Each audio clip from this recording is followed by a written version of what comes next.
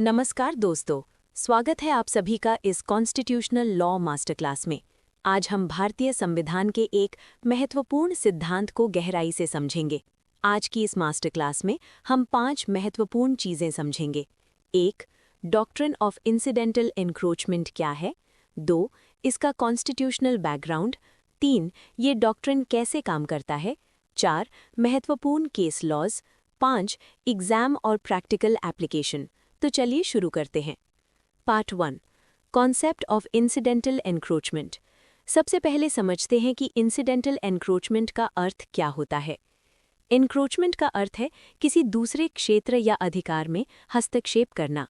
Incidental का अर्थ है ऐसा प्रभाव जो मुख्य उद्देश्य नहीं है बल्कि सहायक रूप से उत्पन्न हो गया हो। इसलिए डॉक्ट्रिन ऑफ इंसिडेंटल एनक्रोचमेंट कहता है कि अगर कोई कानून अपने मुख्य विषय के भीतर बनाया गया है लेकिन उसका छोटा या अप्रत्यक्ष प्रभाव किसी दूसरी सूची के विषय पर पड़ता है तो केवल इसी कारण से उस कानून को असंवैधानिक नहीं माना जाएगा। इसका मतलब है कि हल्का या आकस्मिक हस्तक्षेप संविधान के तहत स्वीकार्य है। Part 2, constitutional background. अब इस डॉक्ट्रिन का कॉन्स्टिट्यूशनल आधार समझते हैं। भारतीय संविधान में लेजिस्लेटिव पावर्स को केंद्र और राज्यों के बीच बांटा गया है। ये विभाजन 7th शेड्यूल के अंतर्गत किया गया है। इसमें 3 सूचियां होती हैं। 1. Union list. इन विषयों पर केवल केंद्र सरकार कानून बना सकती है। उदाहरण रक्षा, विदेश नीति, मुद्रा, रेलवे। 2. State list. इन विषयों पर केवल राज्य सरकार कानून बना सकती है। उदाहरण पुलिस, सार्वजनिक व्यवस्था, कृषि, स्वास्थ्य। 3. Concurrent list. इन विषयों पर केंद्र और राज्य दोनों कानून बना सकते हैं। उदाहरण शिक्षा, विवाह, वन। लेकिन वास्तविक जीवन में विषय इतने स्पष्ट रूप से अलग नहीं होते। कई बार एक विषय दूसरे विषय से जुड़ा होता है।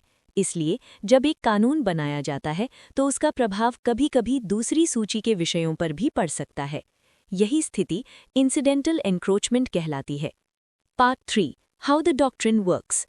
अब समझते हैं कि अदालतें इस डॉक्ट्रिन को कैसे लागू करती हैं। जब किसी कानून को चुनौती दी जाती है तो अदालतें 3 मुख्य प्रश्न पूछती हैं। 1. कानून का मुख्य उद्देश्य क्या है। अदालत सबसे पहले ये देखती है कि कानून का प्राइमरी ऑब्जेक्टिव क्या है। 2.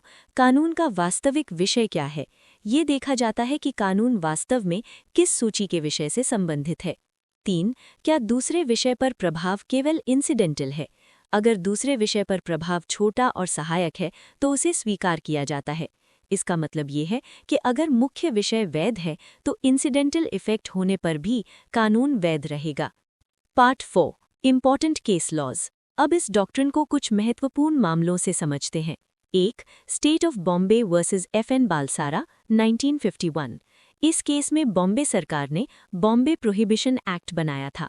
इस कानून का उद्देश्य शराब के उत्पादन और बिक्री को नियंत्रित करना था, जो स्टेट लिस्ट का विषय था। हालांकि इस कानून का कुछ प्रभाव इंपोर्ट एक्सपोर्ट जैसे विषयों पर भी पड़ रहा था, जो यूनियन लिस्ट में आते हैं। लेकिन सुप्रीम कोर्ट ने कहा कि अगर हम इस कानून की वास्तविक प्रकृति देखें तो इसका मुख्य उद्देश्य शराब को नियंत्रित करना है। इसलिए इसका अन्य विषयों पर प्रभाव इंसिडेंटल माना जाएगा। इसलिए ये कानून वैध घोषित किया गया। 2. Prafulla Kumar Mukherjee versus bank of commerce 1947। ये केस भी लेजिस्लेटिव पावर्स के कॉन्फ्लिक्ट से संबंधित था।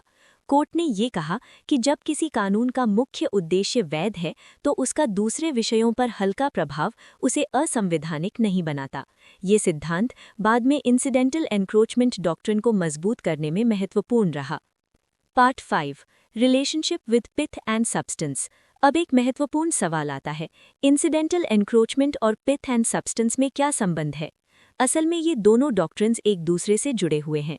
Doctrine of pith and substance ये निर्धारित करता है कि किसी कानून का मुख्य विषय क्या है। डॉक्ट्रिन ऑफ इंसिडेंटल एनक्रोचमेंट ये स्वीकार करता है कि मुख्य विषय तय करने के बाद दूसरे विषयों पर हल्का प्रभाव हो सकता है। इसलिए दोनों डॉक्ट्रिन्स मिलकर लेजिस्लेटिव कॉन्फ्लिक्ट्स को हल करते हैं। Part 6, importance of the doctrine. ये डॉक्ट्रिन भारतीय संविधान के लिए बहुत महत्वपूर्ण है। 1. फेडरल बैलेंस बनाए रखता है, ये केंद्र और राज्यों के बीच शक्तियों का संतुलन बनाए रखता है। 2. प्रैक्टिकल गवर्नेंस संभव बनाता है, अगर ये डॉक्ट्रिन ना हो तो लगभग हर कानून को चुनौती दी जा सकती है। 3. कोर्ट्स को फ्लेक्सिबिलिटी देता है, अदालतें कानून की वास्तविक प्रकृति को देखकर निर्णय ले सकती हैं। Part 7 exam tips. 1. डेफिनेशन स्पष्ट लिखें। 2. 7th शेड्यूल का संदर्भ दें। 3. पिथ एंड सब्सटेंस से संबंध समझाएं। 4. कम से कम एक केस लॉ लिखें। 5. डॉक्ट्रिन का उद्देश्य बताएं। कंक्लूजन। तो दोस्तों, आज की इस मास्टर क्लास में हमने विस्तार से समझा डॉक्ट्रिन ऑफ इंसिडेंटल इंक्रोचमेंट क्या है, इसका कॉन्स्टिट्यूशनल बैकग्राउंड, अदालतें इसे कैसे लागू करती हैं, महत्वपूर्ण केस लॉज और एग्जाम पर्सपेक्टिव। सरल शब्दों में, अगर किसी कानून का मुख्य उद्देश्य वैध है और उसका दूसरे विषयों पर प्रभाव केवल इंसिडेंटल या आकस्मिक है, तो वो कानून असंवैधानिक नहीं माना जाएगा।